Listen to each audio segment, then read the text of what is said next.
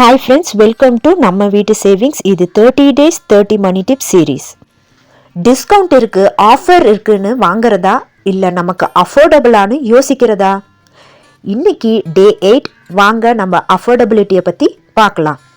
Monthly income இருக்கு, ஆனால் month எண்டில் கேஷே இல்லைன்னு ஃபீல் பண்ணுறீங்களா?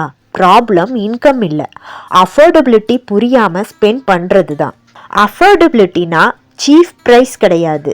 100 ரூபாய் இருந்தாலும் சரி, 10,000 ரூபாய் இருந்தாலும் சரி, நம்மளுடைய மந்த்லி லைஃப்பை டிஸ்டர்ப் ஆகுதா இல்லையா அப்படின்றது தான் முக்கியம்.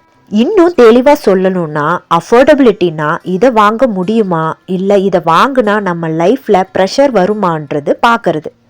சேலரி இருந்தாலும் எல்லா எக்ஸ்பென்ஸும் அஃபோர்டபுள் இல்லை. எதை வாங்கினாலும் இந்த 3 கொஸ்டின் கேட்டுக்கோங்க. இது வாங்கினதுக்கு அப்புறம் நெக்ஸ்ட் 3 months ஸ்ட்ரெஸ் இருக்குமா? ஹிடன் எக்ஸ்பென்சஸ் இருக்கா? இஎம்ஐ, மெயின்டெனன்ஸ், ரீஃபில், ரிப்பேர், இந்த மாதிரி. எமர்ஜென்சி ஃபண்டில் இருந்து எடுக்கணும்னு தோணுதா? ஒரு சிம்பிள் எக்ஸாம்பிளோட பார்க்கலாம்.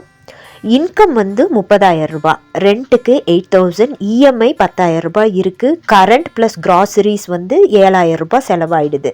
ஸோ மந்த்லி ஆகிற டோட்டல் ஃபிக்ஸ்டு எக்ஸ்பென்ஸ் எவ்வளோன்னு பார்த்தீங்கன்னா 25,000 ரூபாய். இப்போது ஃபோன் ஆஃபர் வருது, இப்போது மாதம் 3,000 ரூபாய் இஎம்ஐ போட்டால் ஆஃபரில் ஃபோன் எடுத்துக்கலாம். இப்போது கொஸ்டின் என்னென்னா, எமர்ஜென்சி ஃபண்ட் இருக்கா? சேவிங்ஸில் போட முடியுமா?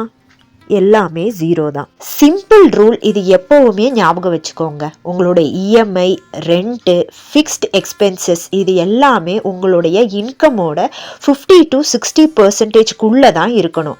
அதுக்கு மேலே போனால் ஸ்ட்ரெஸ்ஸு, லோன் டென்ஷன் ஆட்டோமேட்டிக்காக உங்களுக்கு வந்துடும். அஃபோர்டபுள் இல்லைன்னு தெரிஞ்சும் வாங்கினா உங்களுக்கு happiness short time, pressure long time. Later manage பண்ணிக்கலான்னு யோசிக்கிறது தான் மணி மிஸ்டேக். இப்போது ஒரு எக்ஸாம்பிள் சொல்கிறேன். இப்போ 7,000 ரூபாய்க்கு நிட்டிங் இல்லைனா க்ரோஷே மிஷின் இதெல்லாம் கிடைக்கிது. இது ரொம்ப யூஸ்ஃபுல்லான ஒரு மிஷின் தான். ஆனால் ஆல்ரெடி ஹேண்ட் நிட்டிங் நீங்கள் ஆல்ரெடி உங்களுக்கு தெரியுது அப்படின்னா அதை வச்சு நீங்கள் க்ரோஷே பண்ணி இன்கம் அது மூலயமா வந்ததுக்கப்புறம் நீங்கள் மிஷின் வாங்கியிருந்தா அதுதான் அஃபோர்டபிலிட்டி. அஃபோர்டபிலிட்டினா லோன் எடுத்து வாங்கிறதும் இல்லை, ஒரு ப்ரெஷரில் வாங்கிறதும் இல்லை. இப்போது அஃபோர்டபிலிட்டினா பல பேருக்கு என்ன அர்த்தம் தெரியுமா? பக்கத்து வீட்டுக்காரங்க ஏதாவது புதுசாக வாங்கிட்டாங்க, உடனே நம்ம வீட்லேயும் அதே திங் வாங்கணும்னு ஒரு ப்ரெஷர். இது உண்மையான எமர்ஜென்சியே இல்லை, இது ஈகோ எமர்ஜென்சி. அந்த மூமெண்ட்டில் இப்போ வாங்கலைன்னா தாழ்ந்த மாதிரி ஆகிடுமோ, நம்ம வீட்டில் இல்லையே அப்படின்னு யோசித்து அவசரமாக வாங்கி மாட்டிக்கிறோம். இதுதான் அஃபோர்டபிலிட்டின்னு நம்ம தப்பாக புரிஞ்சுக்கிற இடம். அஃபோர்டபிலிட்டினா அவங்க வாங்கினாங்களான்னு இல்லை, நம்ம வாழ்க்கைக்கு அது தாங்குமா, தேவைதானா அப்படின்றது தான். அவங்க இன்கம், அவங்க சேவிங்ஸ், அவங்க டென்ஷன் நமக்கு தெரியாது. நமக்கு முக்கியமானது நம்ம மந்த்லி கேஷ் ஃப்ளோ, நம்ம எமர்ஜென்சி ஃபண்டு, நம்ம மென்டல் பீஸ். அதனால் யாராவது பக்கத்தில் வாங்கிட்டாங்கன்னு தோணும்போது ஒரே ஒரு ரூல் ஃபாலோ பண்ணுங்க. 24 hours ரூல். 24 hours வெயிட் பண்ணுங்க. அதுக்கப்புறம் இது நமக்கு உண்மையிலேயே தேவையா, இப்போ வாங்கினா ஸ்ட்ரெஸ்ஸு வராதான்னு கேளுங்க. அப்போ தான் அஃபோர்டபிலிட்டி கிளியராக புரியும்.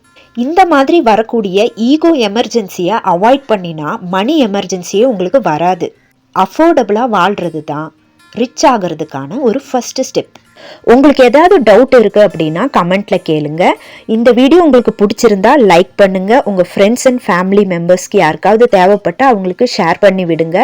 இந்த மாதிரி டெய்லி யூஸ்ஃபுல்லான டிப்ஸ் தெரிஞ்சுக்க நம்ம வீட்டு சேவிங்ஸ் சேனலுக்கு சப்ஸ்கிரைப் பண்ணி வச்சுக்கோங்க. நாளைக்கு டே 9 வீடியோவில் பார்க்கலாம். நம்ம வீட்டு பணம் வளரட்டும். தேங்க்ஸ் ஃபார் வாட்சிங்.